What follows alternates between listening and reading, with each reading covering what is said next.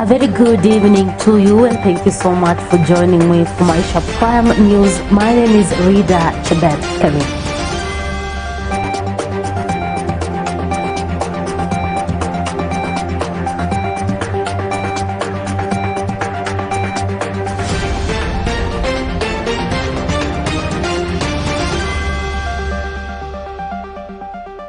Welcome.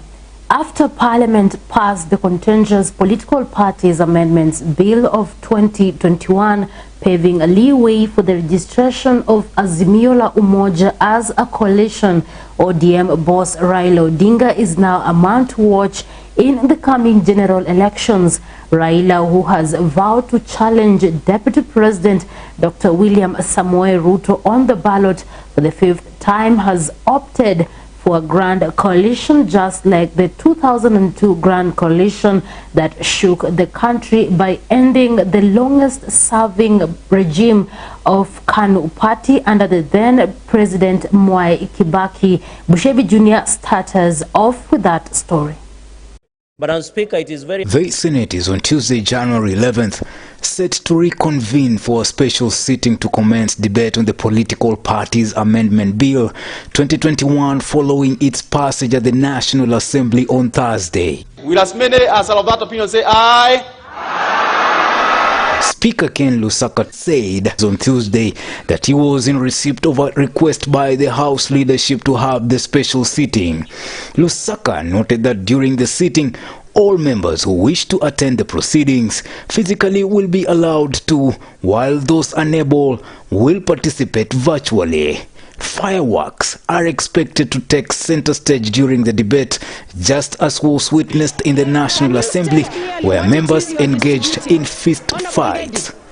On the onset, I want to thank our worthy competitors in this House. And we have shown them, for the first time, that the largest political caucus in this House, with 137 members, is none other than UDA. Mr. Speaker, in any contest, there must be a winner and there must be a loser. We have won today as people who are together. The Azimio group, we have won. For sure, Mr. Speaker, we don't want to, we have the bragging rights tonight, Mr. Speaker. We have defeated Tanga Tanga very badly. They are bruised, Mr. Speaker. And I don't know whether they will recover from this one, Mr. Speaker. Deputy President William Ruto allies of the Senate are expected to propose amendments on the bill with the view of derailing its passage, even as it appears likely that the Azimio la Umoja camp, comprised of senators allied to President Uhuru Kenyatta and former Prime Minister Raila Odinga, will carry the day. During the end of the 3-day acrimonious debate by members of the National Assembly on Wednesday, the House Majority Leader Amos Kimunya, who is also the sponsor of the bill, expressed confidence that the Senate will also fast-track the passage of the bill. On the floor of this House, we cannot save them from expressing their ignorance of the subject matter of legislative agenda of the House. And members, I've done it before, but in the meantime, members.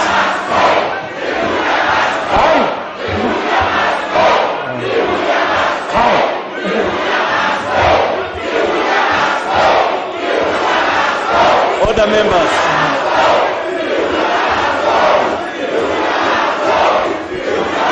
Are we supposed to dance?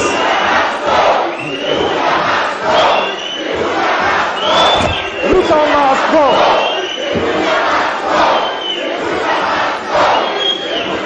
Order members, order. You are making a thorny bed for yourselves. You are making a thorny bed for yourselves. I have nothing useful to add. We are dealing with declared, self-declared chaos, dictatorship at its best. This House, Madam Chair, this House is under capture of the handshake. So you are just people who are living a fantasy about a large party that is not large. Mr. Speaker, they've been talking to us about numbers outside there. When they have come here, we have discovered the numbers they are talking about are telephone numbers. They are not numbers of members in the House. When it has come to where the rubber hits the road, we have discovered the numbers that UDA has. Telephone numbers, Mr. Speaker. Kimunya said that he expects the bill to become law by end of January. The Senate is required to pass the bill without any amendment if Kimunya's timeline is to be met.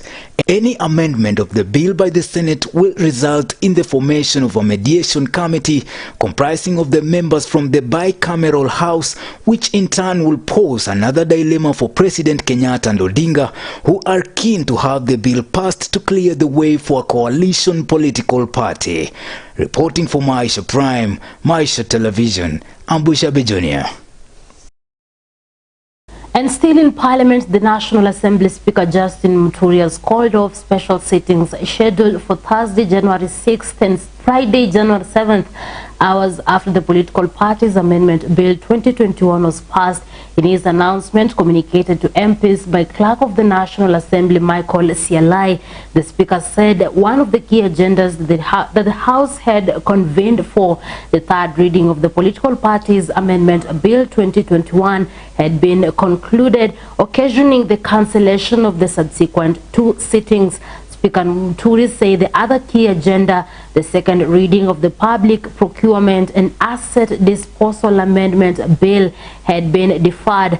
The lawmakers will resume normal sittings on Tuesday, January 25th at 2:30 p.m. Muturi had on Monday, January 3rd, gazetted a 3-day special sitting starting Wednesday, January 5th.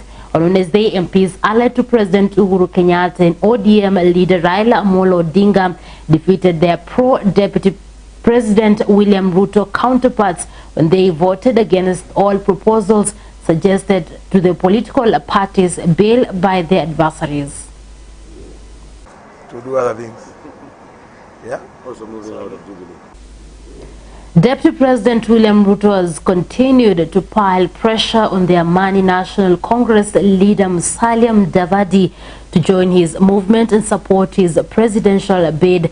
Speaking on Thursday, January 6th at the ANC party leaders' Vihiga backyard, Deputy President stated that he stood a better chance to clinch the presidency compared to the Orange Democratic Movement leader Raila Odinga, as he would Mudavadi.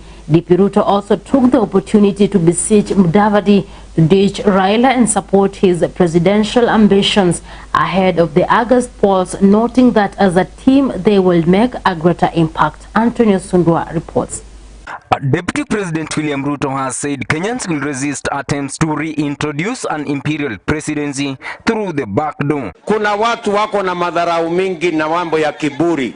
Ati watu 50 kwa sababu wako na pesa, ati wanaenda wanaketi chini kwa hoteli, ati wanataka kutupangia ati nani atakuwa kiongozi wa Kenya.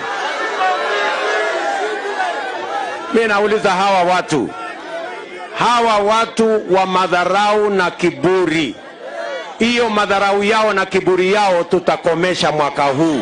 He said plans have been hatched by some of the individuals who think they can control Kenyans to reintroduce the imperial presidency. Hawa watu wanasema wanataka sasa ati wakuje wabadilishe katiba, ati watengeneze rais pepari, ati rais mfalme mwenye ana control bunge, ana control judiciary, ana control executive.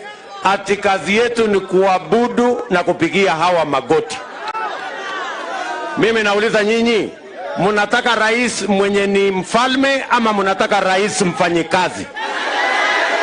Speaking in various stopovers in Vihiga County on Thursday, Ruto said Kenyans voted overwhelmingly for the 2010 constitution to, among others, get rid of the imperial presidency. Madharau hiyo na kiburi aina hiyo, ati watu wachache kwa sababu wako na pesa kwa bank account yao wanasema wanataka kutuamulia.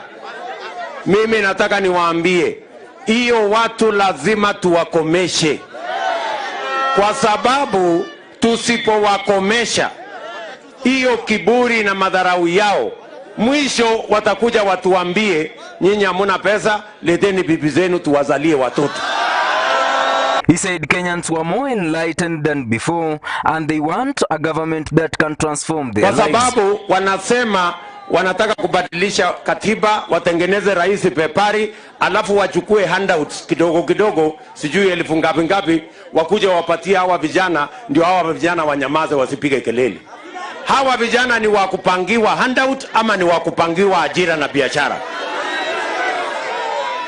Si hawa vijana tuwapangie ajira na biashara jameni? Ama namna gani watu wa Rwanda? He noted that Kenyans in their millions will elect their president who is going to serve them equally, besides creating wealth and opportunities for them. Ndio mimi nataka munisikize vizuri. Mwaka huu mimi nataka munisikie, tutaweka bilioni 100 kupanga ajira ya hawa vijana kwanza hawa.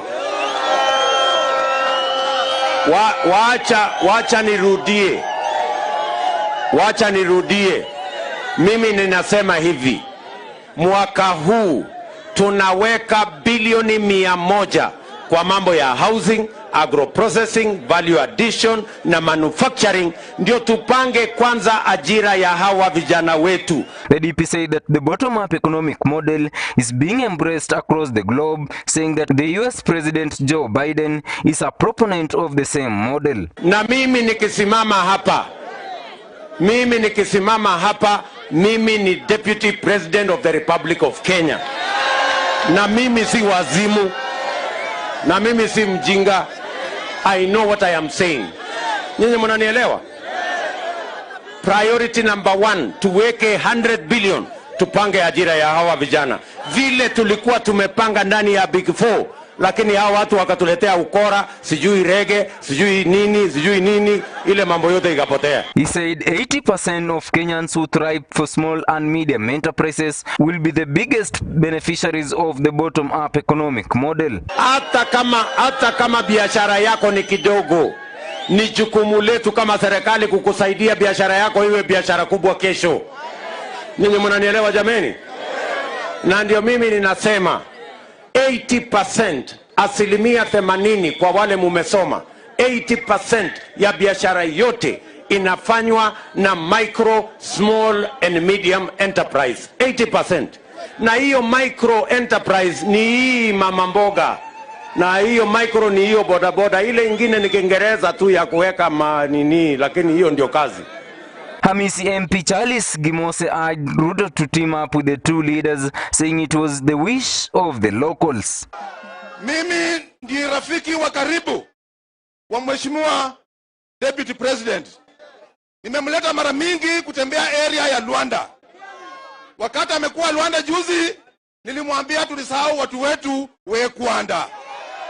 Na nikamwambia akipata nafasi ya haraka tutembelee watu Wekwanda. Mmefurahi? Wapi nione kwa mikono? Mimi na mnisikize makini sana. Nimefanya kazi ya MCA kwa miaka 10 sasa. Tabu ya mama mboga mimi naielewa. Shida ya school fees mimi naijua. Shida ya njaa kuuma mimi najua. Kwa sababu kuna watu wengine ukimwambia ulilala njaa, anafikiri ulikuwa umekosa appetite. Nasema muko upande hii na upande hii. Lakini nataka waambia wamama, msiwe na wasiwasi.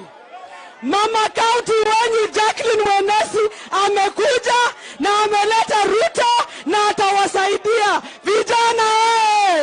Ruto addressed wananchi in Chavakali, Muhundu, Ekwanda, Emuhaya and Mazugi grounds among other areas. Anthony Osundwa, Maisha Prime, Maisha Television. Mystery and fear has engulfed residents of Ngochi village in Githunguri sub-county in Kiambu County after Bungoma tree in the area caught fire under mysterious circumstances. The area residents say that the tree caught fire on the wee hours of Sunday morning, after which they rushed to put out the fire only for the tree to mysteriously catch fire again on Thursday morning. The residents are now seeking answers as to what could be causing the mysterious fire of the tree. Millicent Makoha brings us that report. Residents of Ngochi village in Kiambu County are worried a lot following the mysterious occurrence in the area involving a mugumo tree, which has been in the area for ages. This is after a mugumo tree in the area caught fire twice in unclear circumstances. Residents whose homestead is near the mugumo tree recounts that the tree first caught fire on the wee hours of Sunday morning, after which they ran out and successfully put out the fire. However, the tree will later catch fire a second time, a weak hours in the morning under a clear circumstance. Lillian, one of the residents, recounts that she was one of the residents attending a funeral service when they suddenly see a smoke to signal that something was burning down. They later rushed to where the smoke was coming from, only to find the mugumo tree on fire again. Na inatoka ikiwa tukiwa huko kwa Masisi. Hii ni nyumba yetu, yani hawa jirani yetu. Ako hii moshi inaelekea huko. Na tukiona ikielekea tukauliza, kwani nyumba inasomeka pahali? Haya, watu wengine wakakimbia. Tulitulia tu, wote watu wakaingia hapa. Watu wengi kuja kuangalia ni moshi ya aina gani, na wanakuta hii mti ndio inaendelea kushomeka. However, residents say that the most mysterious thing about the fire is that it was coming from above and did not destroy the neighboring vegetation or animals. Wakiangalia juu, hii mti ilikuwa green na moto inatoka kwa simo, mashimo iko juu na hapo chini iko na simo, na simo hiyo hakuna moto ilikuwa ikiwaka. Hata kamba ya ng'ombe ilikuwa karibu na haisomeki. Majani ilikuwa karibu haisomeki. Na ile kitu ya maajabu ni kuwa hiyo moto haichomi, hii nyumba ya ng'ombe iko hapo. Hakuna kitu kingine inachoma hii miti peke yake. Na moto ilianzia juu ikiteremka na chini. Sio ilianza chini ikipanda juu. For years, the mugumo tree has been of sentimental values mostly for Gikuyu community, who consider it sacred since pre-colonial era and associate any mysterious thing concerning the mugumo tree to be a sign of bad omen. Ambao watu hawachezi na mti huu kulingana na mila za Kikuyu. Na hata kuni kama msemaji alivyosema, hata kuni isipokuwa wale wa kina mama wakogwe kabisa ambayo wangeruhusiwa kuchukua hizo kuni, wengine hawawezi hata ama kukata. Hata watoto wenyewe wanajua mti wa mugumo ni muhimu, kwa sababu ilikuwa ni kama kanisa la Wakikuyu. Walikuwa naombea hapa chini, wanaangalia Kirinyaga, wanaomba Mungu wao, na wakitoka hapa mvua inanyesha. Kwa hivyo walikuwa naamini maombi hayo yamefika kulingana na ule mti wa mugumo. Na hii miti ndio ile miti unasikia hata ikianguka yenyewe. Watu kama watu naona hapa hivi, hakuna mtu hapa akona umri wa kuchukua hiyo kuni aiweke kwa moto. Wakikuyu wameheshimu sana, na huwezi pata mtu anaingoa, na ndio naona miti imekaa hapo kwa miaka yote, na huwezi sema tunaingoa unajenga nyumba. Kwa kuna ile Wakikuyu wameamini hiyo miti ukiingoa pia wewe mwenyewe unakufa. Pastor Peter Gikonyo, a resident in the area, however, believes that this could be a sign from God after the churches in the area recently held a prayer to seek divine intervention following a spirit of increased crimes and suicides in the area. Kuna maombi kwa hii kijiji yetu juzi, na tukazunguka wahubiri wote hapa na tukaomba. Kulikuwa na vijana watatu walikuwa wamejijonga juzi, karibu miezi 4 hivi iliyopita, na mmoja ni wa baba mdogo huko kwetu. Sasa tukaitana na mahubiri, wale watu wanaamini Bwana Yesu ama Mungu, tukazunguka kila kona la hii kijiji, tukaomba Mungu, tukamwambia atuondolee hii roho ya kifo. Kwa hivyo tuseme Mungu ametusaidia, lakini hii ni mambo ambaye tutaenda tu kwa maombi, tuombe, tuulize Mungu atatupatia jawabu. This is not the first time the residents have panicked after mysterious occurrence involving the mugumo tree, as in 2017, a mugumo tree fell in Nyeri County, causing a lot of panic among the residents. Reporting for Maisha Prime News, Maisha Television, I'm Millicent Makoha. Interior Cabinet Secretary Dr. Fred Matiang'i now says the government will not relent until the perpetrators of the attacks in Lamu are brought to book. Speaking of a day after imposing a dusk dawn curfew in parts of Lamu, Matiang'i said the security operation will continue until when necessary. A major security operation is underway in parts of Lamu in the wake of the Al-Shabaab attacks on Monday and Tuesday that claimed 7 people's lives. This is after a multi-agency security team was deployed to the area in a bid to flush out suspected Al-Shabaab militants. We placed a curfew yesterday for 30 days in Lamu. A multi-agency team is engaged in an operation in Lamu that is going on. And you know, usually, as a rule of thumb, when a security operation begins, we don't run sideline commentaries about it until it is completed. What is happening, however, we are going to have a comprehensive meeting on looking at the internal security situation in the country in the build-up to the general elections, because clearly you can see what is happening. That there are certain. Why didn't it happen last year in Lamu or the year before? There are some people who may want to take advantage, unfortunately, of the electioneering season to engage in criminal activities. We are mulling over the possibility of beginning a very active disarmament exercise in North Rift, in areas of Kerio, next to Baringo, West Pokot, where some activities that are going on, which we think are being inspired by the season that we find ourselves in. We are reviewing all our deployment, our planning, and everything else, and the actions we need to do. But I think I'm satisfied. We have had 2 calm nights in Lamu. I think we picked up, the suspects that we need to continue interrogating, and we will stay on that assignment until that place remains very calm. All I need to say, and everyone needs to understand, is this: we are not going to use the script that we have used before, because if people think that they are going to intimidate others, so that now we start moving people to camps and so on and so on, we are not going to do that. We knew they were going to try and do these kind of things. We are ready for them, and they will for sure shortly feel the weight of the law. Thank you. All right, folks, I'm taking a short commercial break. I'll be back with more news. Stay tuned.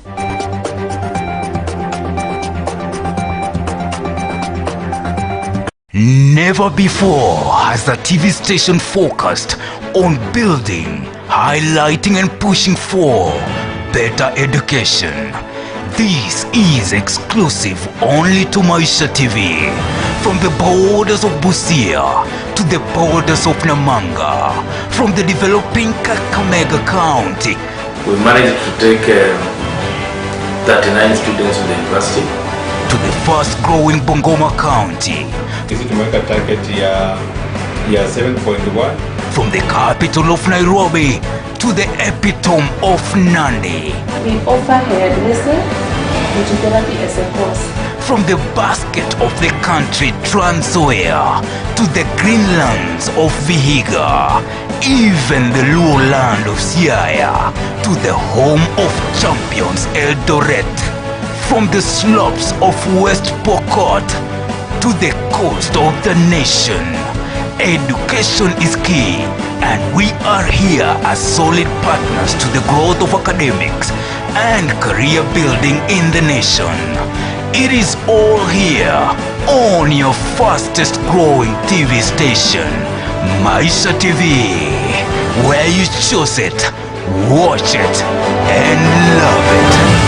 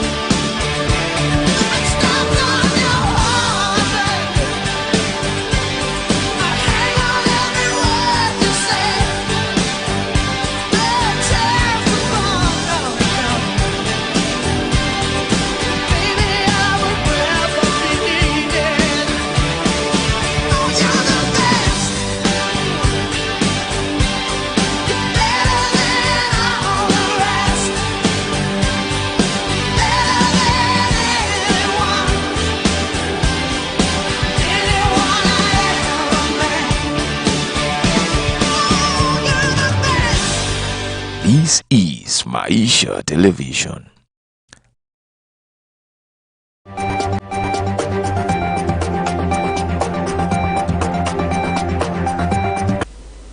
Welcome back. The government has begun resettling residents of Mukuru kwa Njenga who were forcefully evicted from their homes during the Christmas holiday. Interior Cabinet Secretary Dr. Fred Matiang'i termed the demolition as regrettable. He indicated that a multi-agency committee drawn from the Ministry of Lands and Physical Planning, Nairobi Metropolitan Services, NMS, and National Government Administration officials are working with the community to regularize parcels of land and complete the exercise within 30 days. He spoke on Thursday, January 6th, when he toured the area in the company of other government officials. Jennifer Okonga reports. President Uhuru Kenyatta has ordered the cessation of evictions in Mukuru kwa Njenga and the immediate resettlement of victims uprooted from the informal settlement on Christmas Day. Interior Cabinet Secretary Dr. Fred Matiang'i, who delivered the president's order, said the government will instead expedite negotiations with the private owners of the piece of land at the center of the dispute. We have taken the decisions that some of which have been outlined by my colleague, the Minister for Lands. Cessation of any of those activities going on at Mukuru kwa Njenga. The CS who was addressing Mukuru community leaders said the planned construction of roads and other infrastructure upgrades in the densely populated area will, however, go on as planned, but under a negotiated consensus with the residents. We will respect court orders, yes, that ask us to evict people or where we are asked to remove people. But we have to strike that necessary balance between the property rights of the individuals and the welfare of our people. It's good enough to order me today to go and evict 10,000 people from a particular place. Where do I take them? He criticized the Christmas Day eviction as insensitive and unnecessary and revealed that it had been executed by rogue officials who had already been disciplined for the aberration. Referring to the disputed land that is claimed by a private firm, Dr. Matiang'i said while the government respects private property and court-ordered eviction from disputed lands, it also obliged to balance the enforcement of such rights and welfare of displaced families.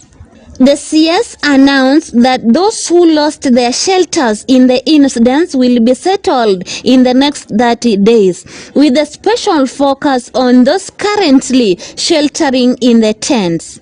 The Cabinet Secretary said only surveyors from the Ministry of Lands will be involved in the undertaking to avoid conflicts of interest and interference by cartels. The surveying and everything else is going to be handled by the government alone. We will engage immediately with the landowners because we respect property rights.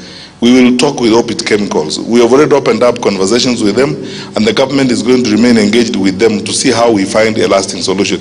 Lands Cabinet Secretary Farida Karonei, who also attended the meeting, said an audit of title deeds held by the residents will be undertaken to regularize lands tenure and informal property holdings in the area.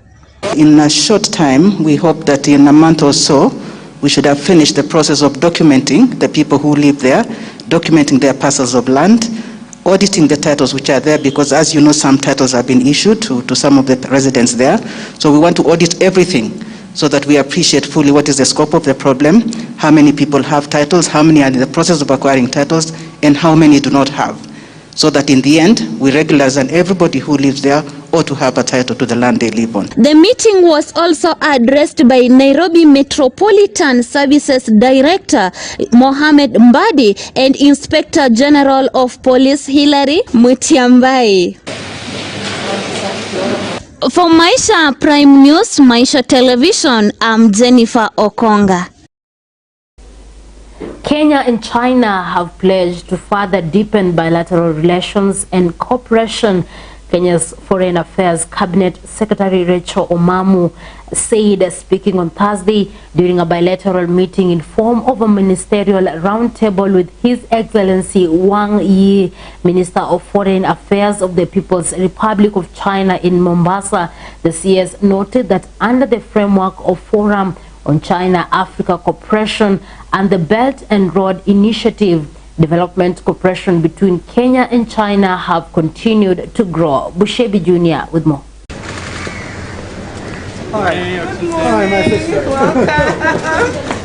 President Uhuru Kenyatta's administration on Thursday, January 6th, renewed its pact with China by striking new deals that will see the presence of the Asian country extended.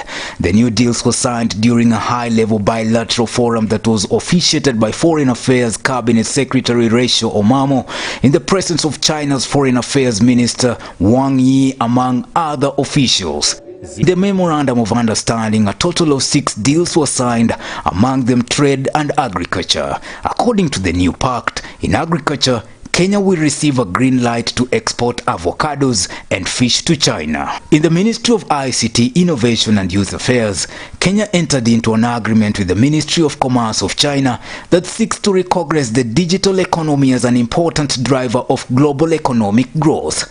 The agreement will allow both countries to explore areas for investment cooperation in the digital economy, aligning with Kenya's Vision 2030. The ministry added, through the MOU, Kenya and China will explore areas for investment cooperation in the digital economy in line with Kenya's Vision 2030 and China's 14th five-year plan 2021 to 2025 for national economic and social development. In order to promote trade and reduce deficits, the two countries signed an agreement on the establishment of a working group tasked with addressing tariffs and non-tariffs barriers. Both sides acknowledged the steady rise in bilateral trade and the huge potential to increase the export market and volume.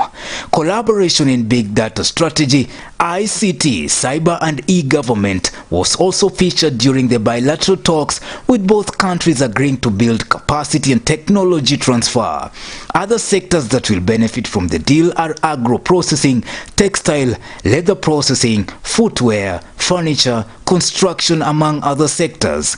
Kenya has been working hand in hand with China to develop infrastructure. With the recent visit by the Chinese minister, the stage is set for renewal of other pacts. While receiving the Foreign Affairs Minister on Wednesday, January 5th, Omamo described the visit by Wang Yi, who is also State Councillor, as historic. She stated that security, health, climate change and green technology transfer would be discussed and new bilateral agreements will be signed. According to the latest report published on Maisha television website, the Asian nation controlled major projects valued at over 1 trillion Kenyan shillings. In the last visit by the Chinese minister, he is going to accompany President Uhuru Kenyatta to inspect the progress of the Kipevu oil terminal located at the port of Mombasa that is expected to be operational by April 2022.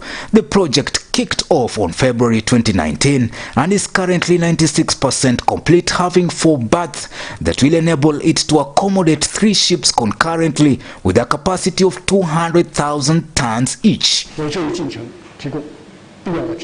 Reporting for Maisha TV, Maisha Prime, I'm Bushebi Jr. Well, and let's have a look at our today's education segment.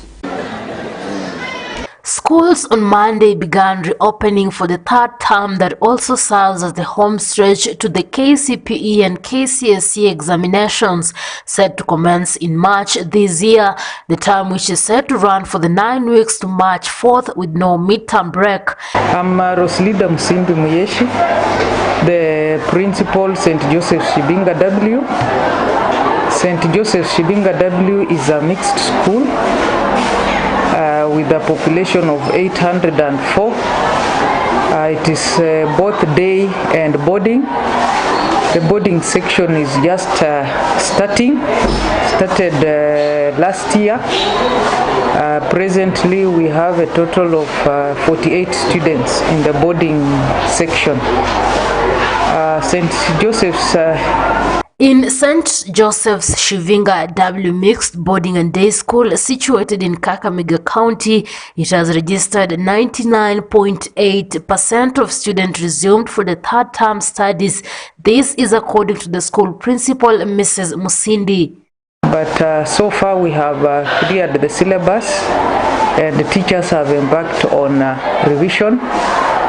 Our students are eager to learn, and the cases of absenteeism are very few. I'm saying this because on opening we were at 99.8%. Being the last KCPE and KCSE examinations done outside the traditional November-December period as the school calendar normalizes, St. Joseph's Shivinga W Mixed Secondary School teaching staff has put in place various strategies to achieve the school projected mean grade. It is a school that is coming up. The performance of the school is on an upward trajectory, and we hope that come this year we will post good results. I'm saying this because of what we are doing on the ground. We have prepared our candidates and we are still preparing them. Though the time is so short. The deputy principal has acknowledged the high level of discipline shown by the students despite few reported cases of indiscipline. Mimi kwa majina naitwa Mark Buluku. Mimi ni naibu wa mwalimu mkuu wa shule ya St. Joseph's Shivinga W Secondary School. Nimekuwa naibu wa mwalimu mkuu hapa kuanzia mwezi wa 8 mwaka uliopita, mwaka wa 2021. Nilikuja hapa kutoka shule ya upili ya St. Peter's Mumias Boys, na tangu nije naweza kusema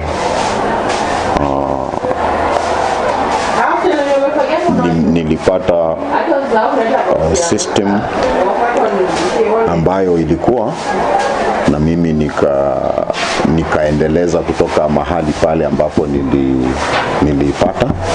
Watoto wetu wako na nidhamu. Hata ingawa sisi ni shule ya mseto, yani mixed school, lakini upande wa nidhamu watoto wetu wako na nidhamu. Hata ingawa tuko na changamoto hapa na pale, na kati ya hizo changamoto ni kama watoto saa zingine ama wanafunzi saa zingine kupigana, wengine wanaibia wengine bidhaa zao kama kalamu, vitabu, na saa zingine kuna wale ambao pia wanajihusisha na uharibifu wa mali ya shule, kama vile kuvunja vioo, kuvunja saa zingine mlango ama madawati ya shule. Hizo ndio changamoto ambazo naweza kusema nimeziona, lakini hata saa zingine pia tumepata ripoti kadhaa. Saa zingine wazazi wamekuja kulalamika kuhusu wale wasichana na wavulana kujihusisha katika vitendo vya mapenzi, lakini hivyo tukipata ripoti kama hizo huwa tunashughulikia kwa sababu tuko na idara ya guidance and counseling. The school has called on parents to pay the fee arrears for the easy run of the school programs. And we also want to urge our parents that as our students come to school, let them try as much as possible to pay lunch fees. In St. Joseph's Shivinga W, we only charge lunch. They have also requested the students who have not resumed for the third term studies to come out of their comfort zone to help the facility achieve its academic projection. So I want to urge the few students who are still at home to report to school. They could be having other issues, but we are waiting for them to come to school. Learning has started right away. The teachers were already prepared for the students on Monday. For Maisha Prime Education segment, Maisha Television, I'm Rida Chebet Kering. Now let's get My Hustle, My Life, My Story by Jennifer Okonga.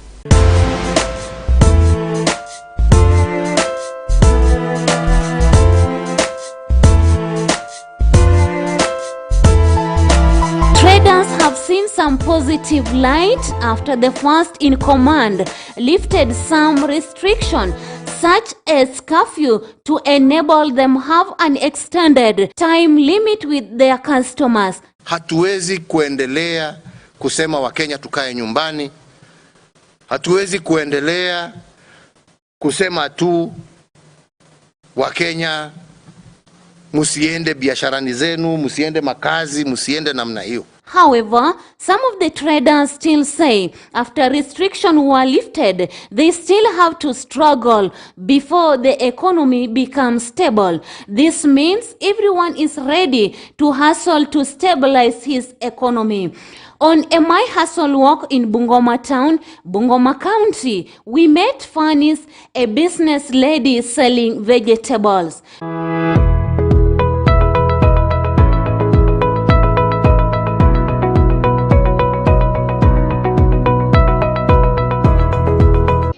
Kwa majina naitwa Fanis.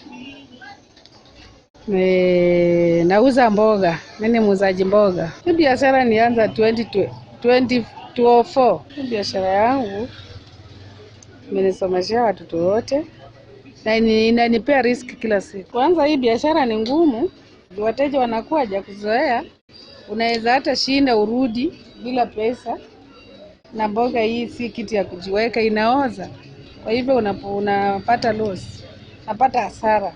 Fanny says, since the lifting of some COVID-19 restrictions, some economic atmosphere seems to be stabilizing as she hopes for the better in the coming days. Customer sasa kama mwenye alikuwa ananua mboga 200, ananua ya 20 ama ya 30.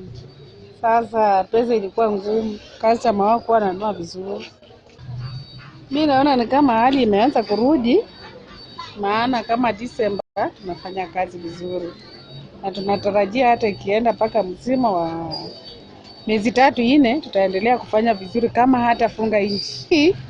Kitu ambayo inafanya sasa hatufanyi vizuri, mboga pia zimepotea vile kiangazi imekuja hivi. Sasa pia kutafuta hii mboga upate pia ni balaa. Kwa hivyo hiyo ndio shida sasa tuko nayo, lakini biashara tunaona ni kama tukipata mboga tunaifanya poa sasa. She urges the county government of Bungoma to check on the issues of license and also introduce loans which will boost small scale traders. Government ingetupea tu mikopo ili tuweze kupanua biashara zetu. Wangetupunguzia ushuru, maana hii ushuru ya 30 kila siku sisi wamama hii mboga hatuwezi. She pleads with other business people to always commit themselves in whatever they do. Mimi ningeambia wanabiashara wawe wavumilivu kwa biashara, maana kazi si rahisi jinsi ilivyo. Kingine unaweza amka imeoza. Unajipa tu moyo, maana ukikosa leo kesho utapata.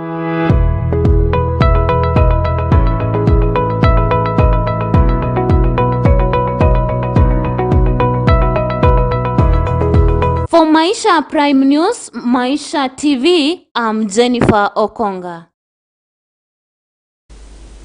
Thank you so much, Jennifer, for that special feature, My Hustle, My Life, My Story. And with that, we've come to the end of Maisha Prime News this evening. My name is Rida Chebet Kering. Enjoy your night.